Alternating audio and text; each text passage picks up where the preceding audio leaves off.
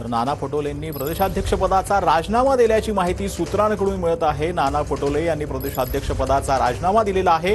विधानसभा निवडणुकीत काँग्रेसच्या पराभवानंतर नाना पटोले यांनी प्रदेशाध्यक्षपदाचा राजीनामा दिल्याची माहिती आता सूत्रांकडून मिळते। हायकमांडने पटोलेंचा राजीनामा स्वीकारल्याचं नसल्याचे देखील माहिती सूत्रांकडून मिळत आहे। परंतु पराभवाची जबाबदारी स्वीकारत नाना पटोलेंनी प्रदेशाध्यक्षपदाचा राजीनामा दिल्याची माहिती सूत्रांकडून मिळते। हायकमांडने अजूनही नाना पटोलेंचा राजीनामा हा स्वीकारलेला नाही।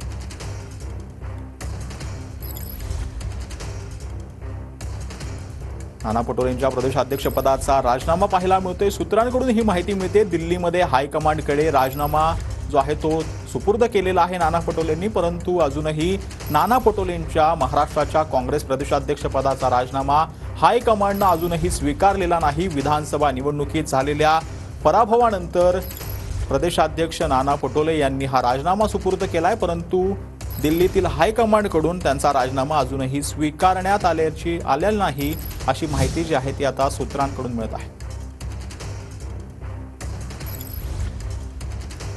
हायकमांडने राजीनामा स्वीकारला नाही अशी माहिती सूत्रांकडून मिळते।